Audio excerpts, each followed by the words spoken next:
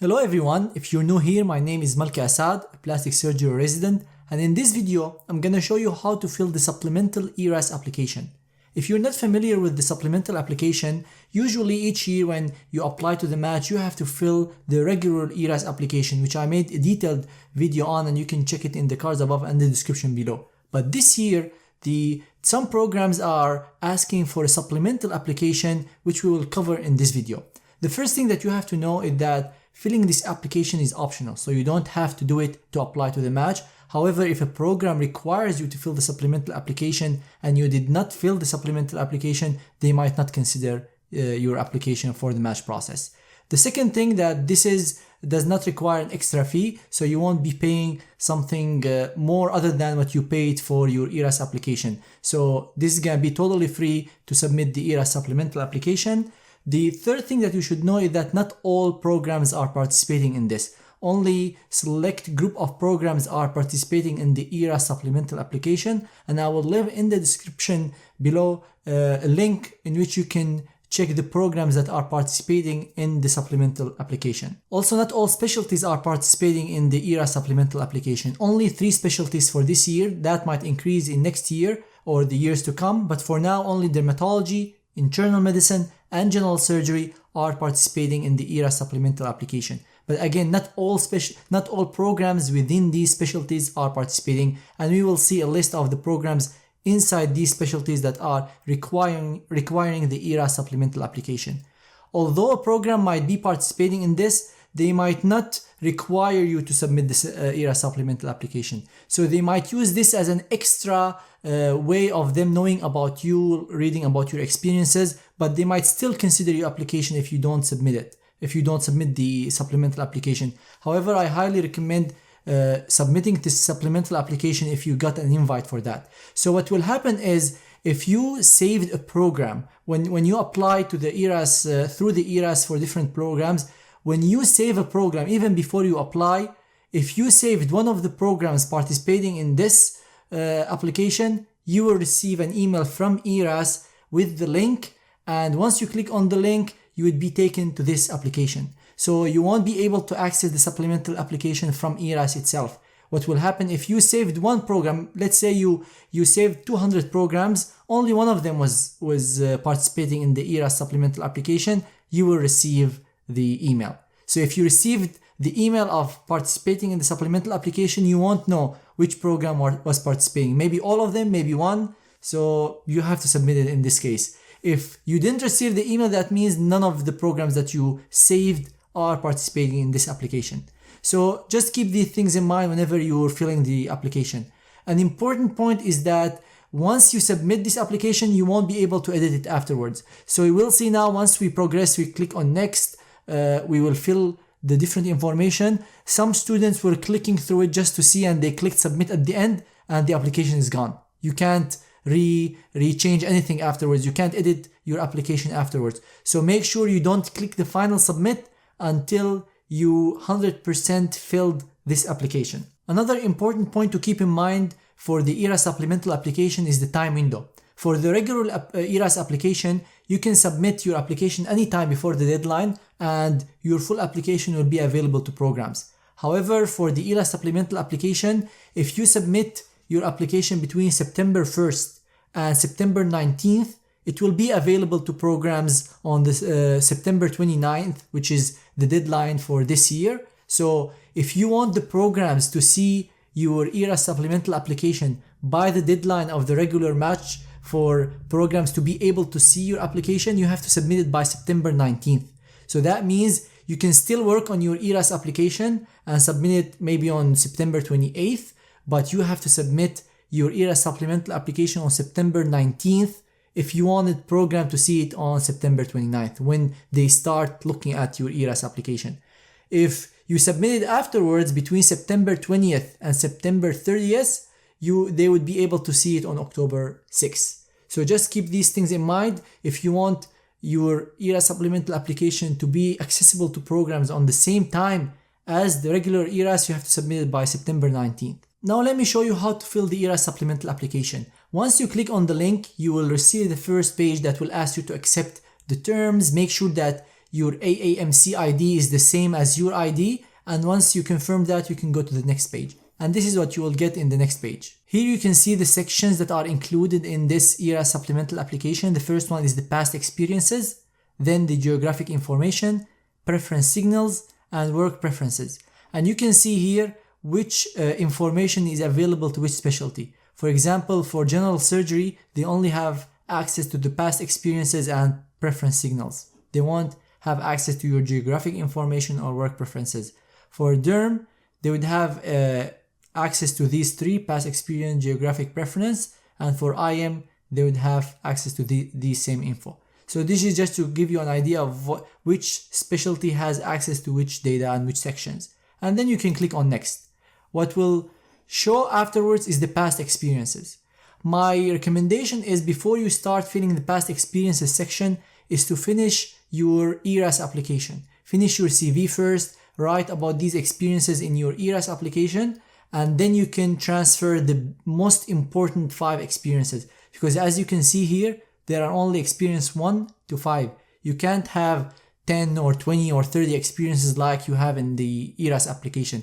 That's why it's recommended that you fill your regular application, and then you can pick the 5 most important and impactful experiences that you would like to convey to program directors. And in my opinion, I find this ERAS supplemental application extremely helpful, because in many cases, applicants mention 5-10 observerships and 3 research experiences and so many things that dilute the most important experiences of your life to get to residency.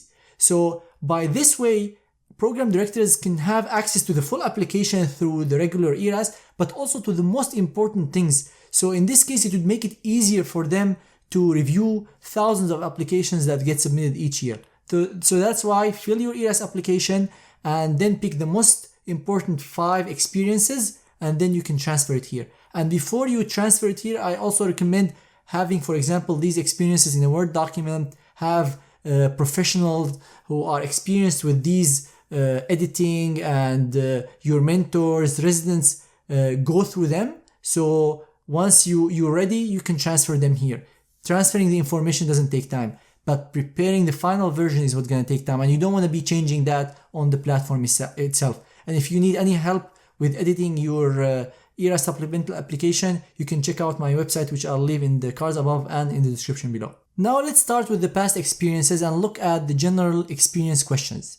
There are multiple tabs that you have to fill. You can see here each row represents an experience, and here you have the type of experience. I want to start with this before we go into the other details. If you click on the drop-down list, you can see education training, military service, professional organization, research, teaching, mentoring, volunteer service, advocacy work, and other extracurricular activity. And let's start with the education training. Let's say you did an elective, away rotation, sub-internship, observership. So these are educational opportunities for you to learn about medicine, for example. Or if you took a course to give you certain experiences, that will also fall under education or training. So something that you took to improve your education, enhance your education, or enhance your training. Generally, your classes, your own classes, would not count as an experience. So for example, if part of your school curriculum is to go to anatomy lab and take a course in anatomy, that would not count as an experience in my opinion. But if you, out of your school curriculum, had to take a course, you decided to take a course or learn an experience, that would definitely count as education or training. Rotations in your school generally don't count as education training, but if you do an away rotation or sub-internship, or you are an IMG doing observership or elective, that can definitely count under education and training. Military service, it's obvious from the definition. Professional organization. Let's say you were part of the American Heart Association and you were working on the student chapter, or you worked in another organization on local, national, or state level. All these would count under professional organization. So you will have opportunity to explain your job title, what you did, but these fall under that. If you were a committee member, for example, I was a committee member of the American Society of Plastic Surgeons, that will also fall under professional organization. And then research. Research is a very wide term, and you can be a research volunteer, research trainee, research fellow, research assistant. So any experience that enhance your research knowledge. And I get asked the question about the research volunteer. Does this fall under volunteer or research? Can I mention it twice in my CV? And my answer is no. Don't mention it twice. Only mention it in one place. And because a research volunteer can be also a research intern, you're learning and experience, that's why you're not being paid,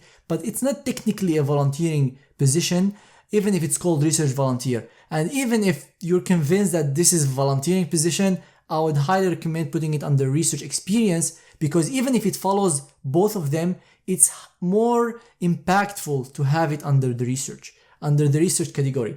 That's why if you did any type of research, a research elective for a few months or a long-term research for 6 months or a year, put it under research. And we'll go in the details of that, because each type of an experience you pick will ask you different questions afterwards. So we'll see that.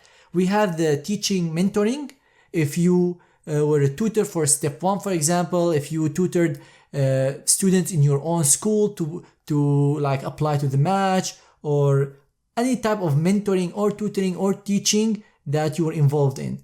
Volunteering, it's generally unpaid. So if you worked in a hospital or a skilled nursing facility, or taking care of elderly or young children, or any type of volunteering with refugees, you can put that under here. And we will see how you will have different options based on the choice that you have here. But generally it's unpaid. On the other hand, work is a paid job. So for example, if you worked in a refugee center but you were paid, it was not volunteer, that would count as work here.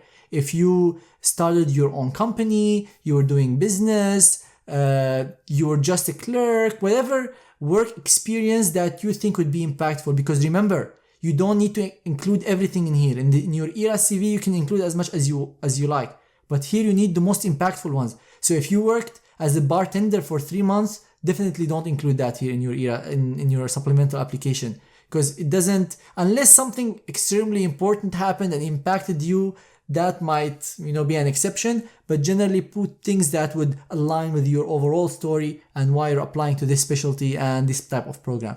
Another extracurricular activity could be hobbies like music, like sports, theater, art, any hobby or extracurricular activity that you enjoy and you like. And also, again, remember that it should link somehow to your application, because you'll be asked later why are you including this experience, or what impacted you from this experience. For example, my YouTube channel could fall under teaching mentoring, since it has teaching videos, or it can fall under extracurricular activity. So you have to pick one. What matters is the explanation and why it's impactful to students. So what I'm gonna do, I'm gonna pick different types of experiences so you can see the relevant questions and what they show. So education training is extremely important. Everyone should definitely have that before they apply to the match. Research is an important one. We will pick teaching mentoring, volunteer, and extracurricular activities. Now let's go to the other questions. We start with the position title. For example, if you were a research fellow during the research experience, you can type here research fellow, research volunteer, research trainee. In the education education and training, you can put observer if you were doing an observership, sub-intern if you were doing sub-internship. So you just type the position title, and remember, always be mindful of the number of characters, the maximum number of characters. Here the organization name. For example, I was doing research at MD Anderson. Here you would type MD Anderson Cancer Center, where you did your research, and the start and the end date. Sometimes I get asked about, I'm still doing this, what date should I pick? I usually prefer to include the date in the future. So for example, if I'm doing research from now until the match day in March, I put the date in the future to tell the reader that I'm still doing this and I'm gonna continue to do this until that day. If you're gonna do your research or whatever experience until you start residency, you can pick July 1st of the next year. So if you have a date in the future, you can definitely put that. Some people pick until the match deadline, which is September 29th or 30th. So it's up to you, but I prefer to have it in the future when the activity ends. The ongoing Are you still involved in this? So this is another way of telling people that this is still ongoing. I have not finished. Frequency of participation. So you can see one time, which you only did it one time. For example, you volunteered at a camp or a campaign for a vaccine, and you did it one time, you would pick this. Daily means that you're doing it multiple times per week, and this is according to the ERAS Supplemental Application Guide. Weekly means you're doing it once or twice a week, monthly, once or twice a month, quarterly, around 3 to 4 times a year, and annually means you do it once a year. Now let's go to the location. Here you can see United States, international, virtual, so it's very clear what each means. Virtual, for example, if you did research virtual or virtual rotation, you can pick that. The setting, you have rural, urban, multiple settings, and not applicable. So urban, when you have a big city like New York City. Rural is a small town with not so many people. So you can kind of get sense if you're in a big city like New York City, that would definitely count as urban. Also Chicago, LA. If you're in a small town, that would count as a rural area. But if you want specific numbers, according to the ERAS guidelines, it's rural would count as 2,500 or less, and urban would be population of over 50,000. And finally, here on this page, did this experience require knowledge of medicine or healthcare? Because as you can see, some experiences are totally outside medicine. For example, if you're working in a refugee camp, just organizing their paperwork, that wouldn't count as one under medicine or healthcare. If you're doing the same experience in a refugee camp but treating patients or trying to do like primary care for them, that requires medical knowledge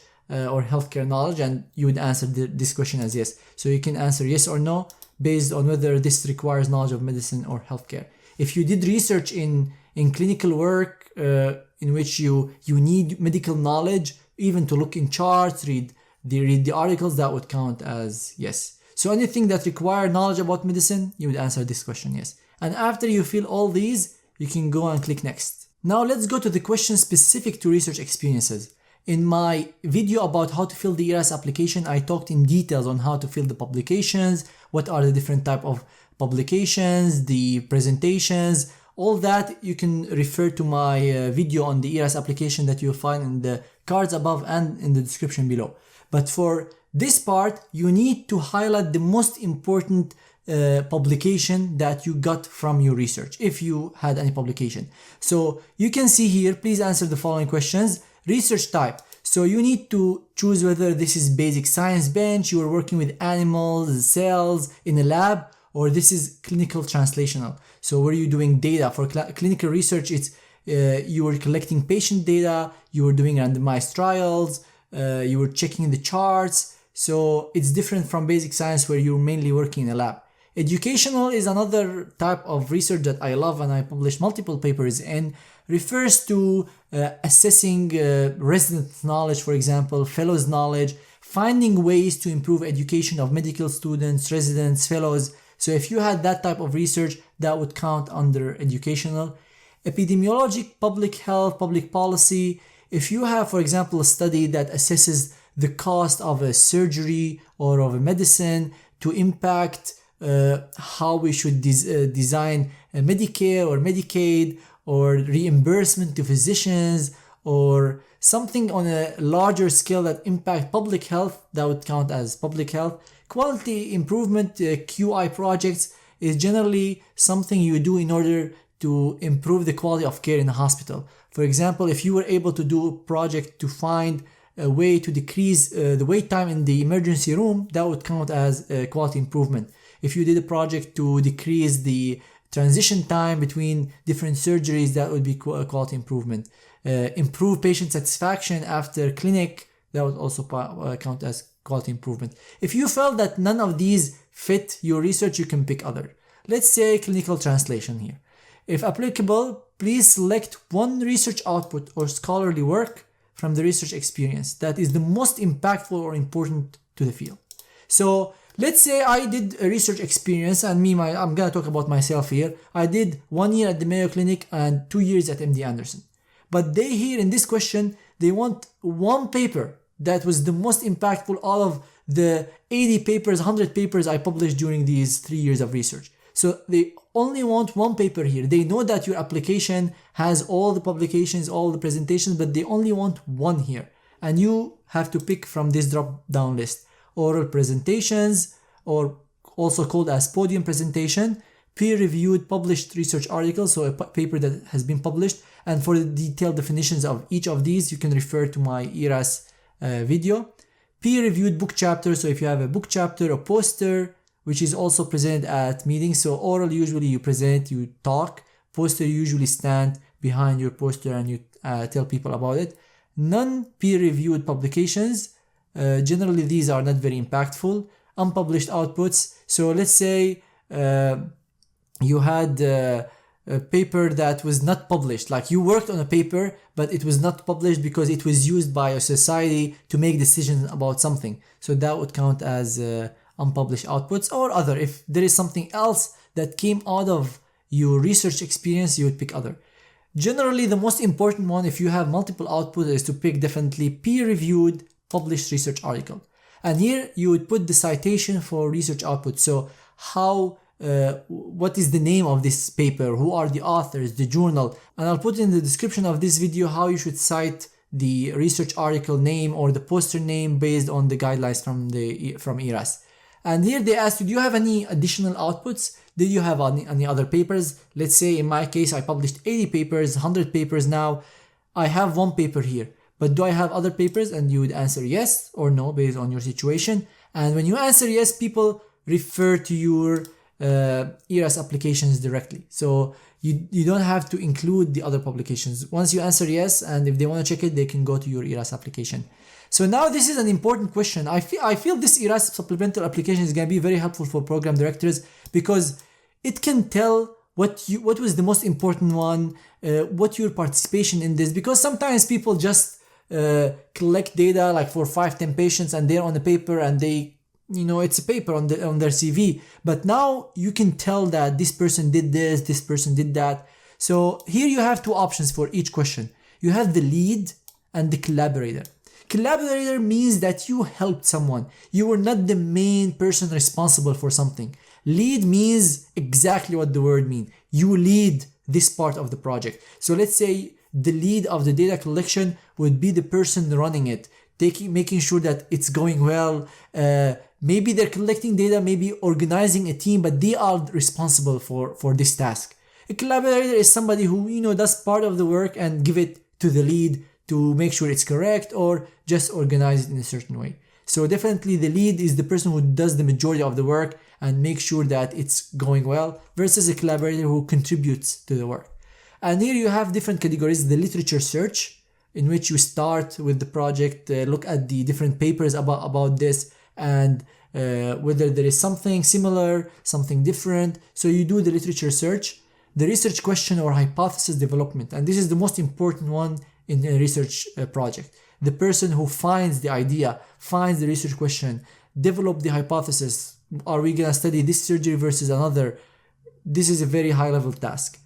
Study design. So once we find the research hypothesis, let's say we want to study drug A versus drug B for heart failure.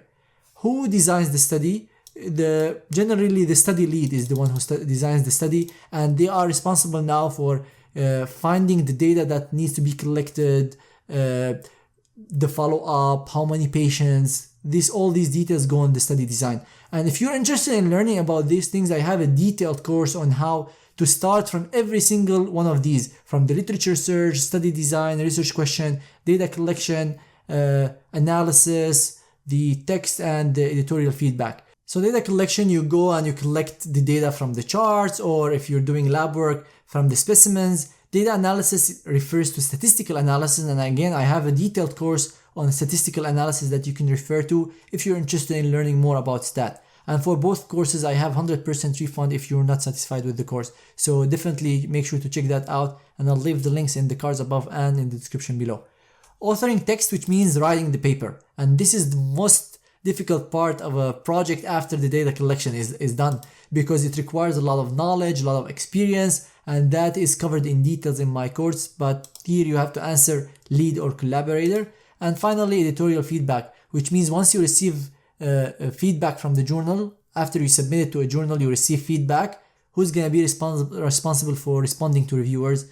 And here you would answer whether you're lead or collaborator. And this ends the research specific questions for the past experiences. Here we can see some questions related to the volunteering experiences. And the first question is select the option that describes the population you served. And here you can see all these options. So you pick whatever fits the type of volunteering you did. And here the secondary focus or population served through this volunteering experience. Because sometimes you might be serving children and elderly, or children who have English as a second language, or LGBTQ children. So you would pick the primary focus or population and the secondary focus or population. And then let's pick here, for example, children who are homeless, and then click next. If you answered yes to any of the questions that require medical knowledge or healthcare knowledge, you will get this screen here, and they will ask you about the type of the institution. If you did it, for example, in a private practice, you can pick this one here, outpatient facility. If you did it in a big hospital, this is where most students do their research, their rotations. You would pick university or academic hospital. So let's pick university or academic hospital. Patient care of applicable. If you were doing research, for example, and you picked yes, it requires medical knowledge, and you did it at a university or academic hospital, but you did not take care of patients, so you would put not applicable, because although you did something that requires medical knowledge, you were not having patient care. If this was referring to, for example, the clinical rotation you did, you would be picking inpatient, outpatient, or both based on the situation. If you were only seeing patient in the outpatient setting, that would count as outpatient care, which is mainly in a clinic, not inside the hospital. If you were doing inpatient care on the floor, taking care of patients admitted to the hospital, that would be inpatient care. If you took patients of both inpatient, outpatient, you would pick the last option. So this would be for each experience you picked, experiences that require medical knowledge. So if you answered to, this is experience 1, I answered yes for medical knowledge and I got this. If you answered yes to multiple experiences, you would get a line for each and you would answer according to the experience. So if we go back here to the first past experiences, the first page, here I answered yes. Let's pick yes for this and pick no for 4 and 5 and click next. So now you can see how there is a line for experience 1, experience 2, experience 3. For you, definitely don't have 1, 2, 3. I put 1, 2, 3 here for just to show you an example. You would put the position title. That will show as 1, 2, instead of 1, 2, 3 in our case here in this page. So this would be, for example, research fellow, sub-intern. But this is just an example. And then you would have a line for each of these experiences. And you would include the same things we talked about, the institution and patient care if applicable. So if in the second case you were doing let's say a rotation at the university hospital, so you'd pick university academic hospital, and you would generally do both inpatient and outpatient during a rotation. And here clinical training type if applicable. So if this was referring to a rotation, elective, observership, you would answer here core clerkship or away rotation, sub-internship or acting internship or externship, and here you have structure observership. So generally observership, you don't have patient care, you don't have patient contact. You can shadow physicians, but you're not allowed to take care of patients. Sub-intern is someone who is acting as an intern, so they have more responsibilities during their rotation. And for the core clerkship or away rotation, generally these are done in 3rd or 4th year for students in the US. If, for example, you are an IMG doing an elective, that will also count here. If your elective was considered as a sub-internship, because this is like an extra responsibility, you can pick the sub-internship as well. So these are the options that you would pick if you were talking about clinical training. If this here was only research, you can put here not applicable, and also this as not applicable. So if you answered yes to one of the questions that you have experience that require medical knowledge, you would have to answer these three options for each of the experiences: the institution, did you have patient care and what type of patient care, and what type of clinical rotation did you have. So then you can click next, and you will be provided with the meaningful experience description. And this is an extremely important part of this whole supplemental application, because the reader of your CV want to know you and want to know why you chose this experience. Why did you pick these 5 experiences out of everything on your CV? And here the ERAS gives you an idea of what you should include here. So briefly describe why the experience was meaningful. What did you learn from the experience? How was it instrumental in your career development? And how did it shape your career goals? So you have to think about these experiences that you have and what you learned from it. Why was it important and why you want the people reading your CV to know about it. And that's why for this section here, I recommend doing it separately. Don't do it in here.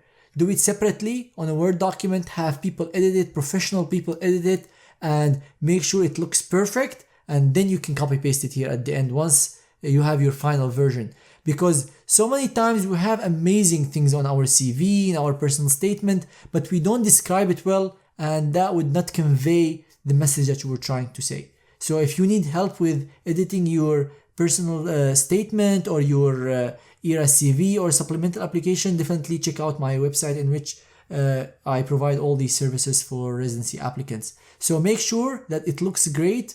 Don't copy paste everything from your personal statement, from your CV. Try to make it more conversational. So for the ERAS CV, I generally prefer to have bullet points with facts of what were your responsibilities during these experiences. I generally don't prefer to include what did I learn, how did that shape your career goals, or why is it instrumental in your career development, because the ERAS CV is very objective and you should only mention the facts. But here they want to know more about the experience that is not mentioned in the ERAS CV. So that's why I like this supplemental application, to be honest, and I think it's going to be very helpful for program directors. So here it's going to be more description of what you learned rather than what you did. So try to think of all the experiences you got, how it could link to your story, your career goals, and summarize that for each experience. And remember that you have a 300 character limit for each of these experiences. Now let's go ahead and click on next. And then you will be presented with this other impactful experiences. And the main purpose of this is to tell something that was challenging in your journey or something that you want to share with program directors. Definitely you don't have to fill this if you don't have any hardship or challenge. But if you have, it's very important to include that in here. So program directors here, it's saying, are interested in learning more about other impactful experiences applicants may have encountered or overcome on their journey to residency. So for example, in my case, I did not have on my CV the war in Syria as an achievement, because it's not an achievement to live a war, but it's a challenge that I went through. It's a very challenging situation that we had to go through as Syrians during that time. And it is important for program director to understand the hardship that you went through to achieve that journey. So there are multiple hardships that you can include, and I'm going to talk about them now, but this is where you can mention this. And my recommendation is don't copy paste a paragraph from your personal statement, because remember, this is supposed to help you and let people know more about you before they invite you for an interview. So that's why you need to make it something that is not included in your personal statement, or even if it was included, write it in different words. You have 750 characters, which is good enough, and try to include why you had to overcome this challenge and what impacted you from this experience. So here we can continue reading. This question is designed to give applicants the opportunity, and I totally believe this is an opportunity for applicants to provide additional information about their background or life experiences that is not captured elsewhere in the application. Because if it's already in the application, well, fine, but here you have one box that you can tell the program about you, why you're unique or what challenges that you went through to achieve this goal. Because if you were able to overcome extreme challenges, that means you'll be able to overcome the challenge of residency. So that's why it's important to make yourself unique through these sections here. Information written in this question should not be the same as the one included in the personal statement. So don't copy paste your personal statement here because programs already have access to that.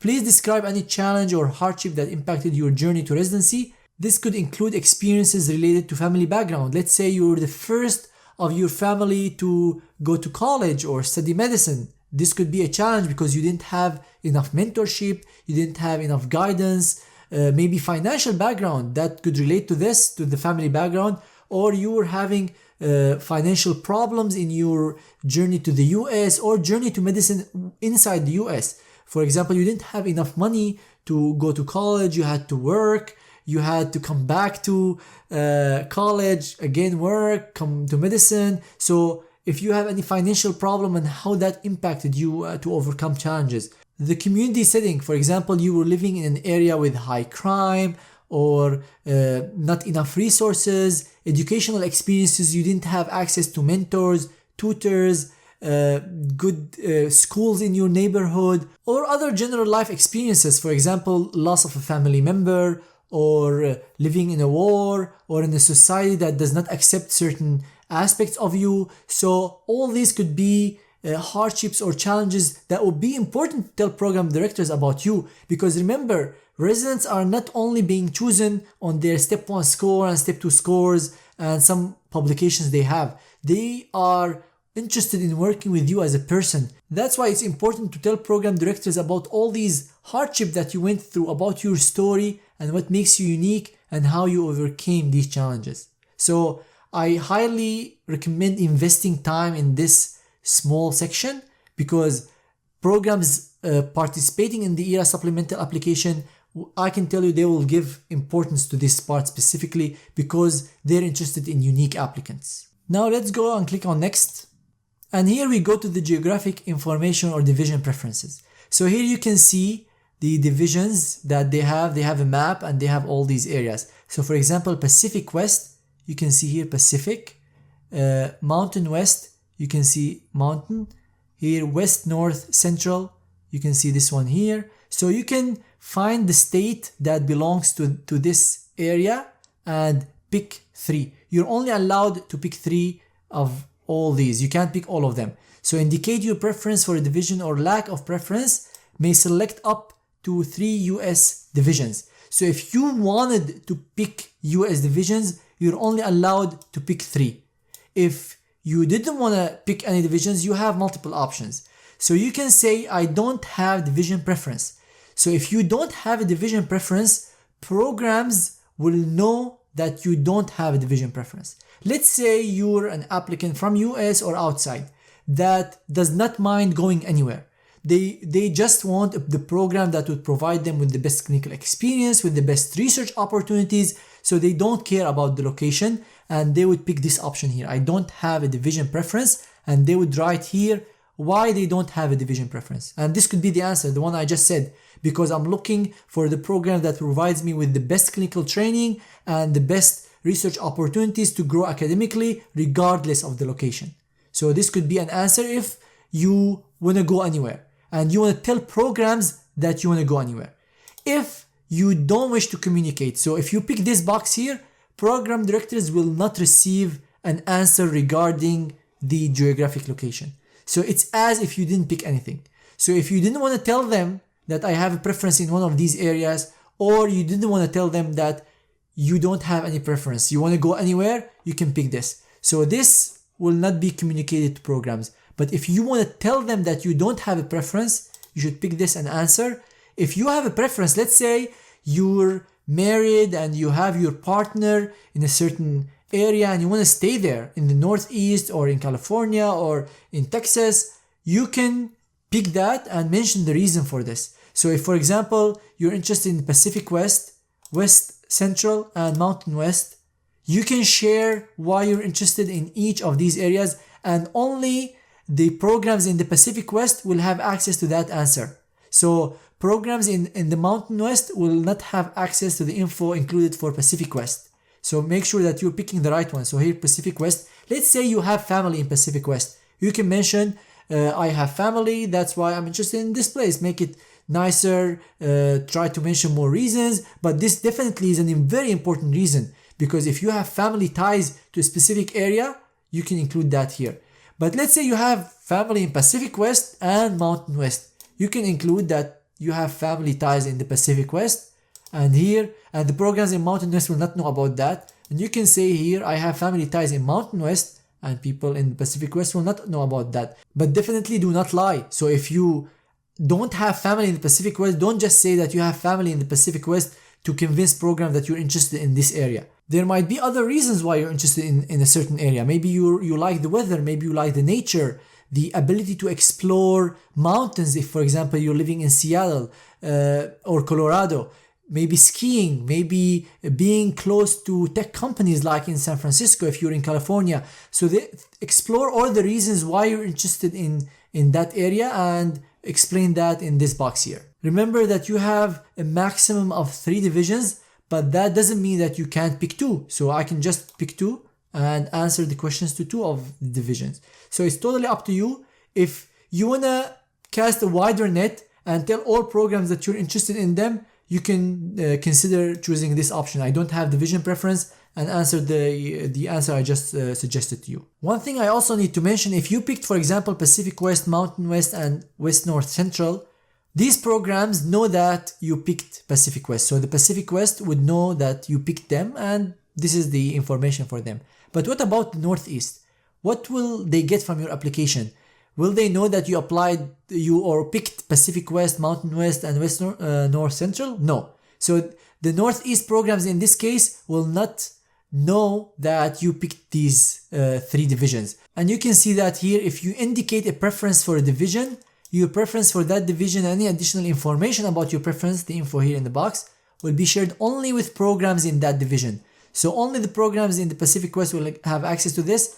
Your preference of that division will not be shared with programs outside that division. As I said, the Northeast programs would not know about your choice of the Pacific West. If you indicate I don't have a division preference, this selection will be shared with all programs, so they will know that you don't have a preference. If you don't indicate a preference for the division in which a program is located, or indicate I don't wish to communicate, no division preference will be shared with the program. So if you kept all these boxes empty or picked I do not wish to communicate, no division preference will be shared with the program. And remember, the geographic information will only be shared with programs in DERM and in IM. That will not be shared with the general surgery programs. Now let's click on next, and you will get the geographic information, urban versus rural settings preference. And as I said, urban, big cities, New York, Chicago. Rural are areas that are much smaller. You might definitely find cities that are not as big as New York but still count as urban. The cutoff that the ERAS guide suggested is population of over 50,000 would count as urban, population of 2,500 or less would count as rural. So you can search the area that you're interested in and pick the urban versus rural based on their population. So here you can see urban, rural, no preference, which means you're fine with rural or urban, slight preference or strong preference. So if you picked here strong preference, you can pick strong preference for both. You're interested in both of them, or you don't mind going to any of these areas, or you have slight preference, for example, for rural but strong preference for urban. And if you want to share any information about your preference or lack of preference, please describe. So for example, if you wanted programs to know that you have strong preference for urban and slight preference for rural, you can include why here. If you don't have any preference, you can mention I'm interested in any program that would provide me with the clinical training, research, or anything that you're interested in, regardless of the setting. But generally keep in mind that if you're applying for programs that have a lot of research infrastructure in big academic hospitals, these are generally in the urban areas, because you won't find massive hospitals in areas with less than 2,500 population. So just keep that in mind and the type of programs you're applying to. And again here, this will only be shared with the IM and dermatology, not with general surgery. So if you keep this blank, programs will not receive any preference. If you wanted to tell them that you don't have a preference, you can pick here and here and answer the explain why. Now let's go to the final section, which is the preference signals. And this is a very unique and novel way of telling programs that you're interested in them. So you have here dermatology, general surgery, categorical only, not prelim, IM, categorical, and IM prelim. So let's pick all of them and see what shows up. For dermatology, you have 3 programs. For general surgery, you have 5 programs. For IM prelim, you have 5. And for IM categorical, you also have 5. So you can signal 3 dermatology programs, 5 gen surge, and 5 IM prelim, 5 IM categorical. And once you click on the drop down list here, you can see all the programs that are participating in this. I'll leave in the description the link in which you can see the programs that are participating in the ERAS supplemental application. But here you can also see that once you click on the drop down list, you can see the list of programs that are part of the signaling and the ERAS supplemental application. If you decide to submit this ERAS supplemental application, and I highly recommend doing the preference signaling, because it can tell programs that you picked them out of all the programs that you applied to. You picked these 3 programs out of maybe 100 programs you applied to. Here you picked 5 general surgery programs out of I don't know how many programs you applied to. So once a program receives a signal, that means you're very interested in them because you chose them out of so many programs to send this signal to. However, on the other side, you have to be realistic with your signals.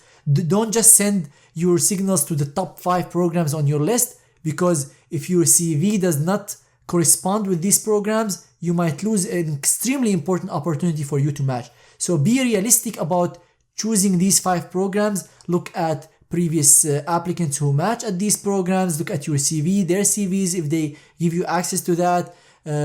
Look at information available online for cutoffs for scores. Look at the PubMed of the residents, how many publications they have. So that's why you need to be realistic, because if you send these signals to very high level programs and you don't have a chance of matching there, you lost your chance of signaling programs that you have a realistic chance of matching in.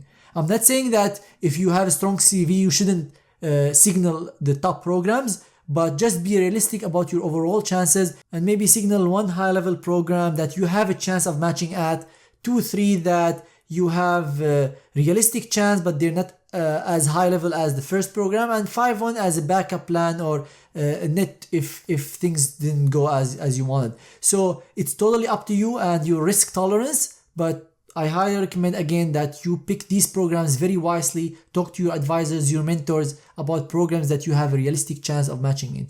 Here there is an important thing to keep in mind. They tell you that there is no rank order for these signals. So program 1 will not receive a stronger signal than program 2. So it doesn't matter. Any program of anything that you keep in this list is going to be the same. They will receive the same signal. You should not submit signal to the dermatology program at your medical school. So let's say you are a medical student at Harvard and you're interested in the dermatology program at Harvard Medical School. So you should not submit a signal to Harvard here because you are a medical student there. And programs were already informed that the students in your school will not send you signals. So if you're a student at a specific medical school and you're very interested in the program of this school, don't send them a signal because they already know that, and you can use these 3 programs or 5 programs for Gen Surg and IM to signal other programs. What else? Programs that you completed an in-person away rotation or sub-internship. So let's say you went from Harvard to Hopkins to do elective in person, not virtual. You were a medical student at Harvard, you did a away rotation in person at Hopkins. You should not send them a signal because the signal is already sent by you going there physically for a month to do a rotation. So you can signal 3 other programs if you're applying the dermatology other than Harvard and Hopkins if you're a medical student at Harvard who did an away rotation in person at Hopkins. But what programs can you signal? You can signal a program that you're very interested in, you attended grand rounds in, or you met some residents, or did a virtual rotation, or maybe just did research. So here research is tricky because if you're working with a mentor in the program for a year, this is already a signal by you staying there. So I would talk to mentors in your program, talk to the program director in that program and ask them, do you want me to send a signal, or this is already like me being here is the biggest signal that I'm interested in this program. So in this case, in the cases of research, I recommend talking to your mentors and ask them if it's wise to waste one signal on a program that you're already in and doing research in versus sending it to other programs to optimize your chances of matching. And finally, the programs that you did not signal will not know that you did not signal them. So let's say this Harvard student was interested in UCLA, UCSF, and USC in California.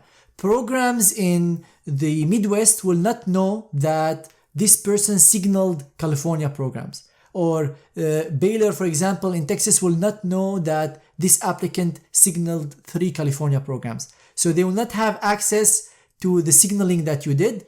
They will know that you did not signal them, but they won't know if you did signaling in the first place and which programs did you signal. So this is I think programs directors who are participating in the ERAS supplemental application will definitely use this, because they can tell which applicants are very interested in their program versus a program out of 200 that you applied to. So that's why pick these programs wisely, because this might increase your chances of matching in that specific program. And afterwards, you can click on next and submit the application. And again, make sure that you finish everything before you submit, because once you click submit, you can't go back and your application is submitted to programs. That brings us to the end of this video. I hope it was helpful navigating the ERAS supplemental application, which is a novel way of telling program directors about your preferences, experiences, and now I think in the coming years it will take more and more importance and more specialties will participate in this. If you have any questions, make sure to leave them in the comments below, or feel free to reach out to me on Instagram or Twitter at Malki Assad, or my Facebook page Malki Assad MD. If you need any help with your personal statement, with your CV, interview preparation, definitely check out the services that I have on my website, The Match Guy. I wish you best luck in your match application for those applying this year, the coming years, and see you in future videos. Peace.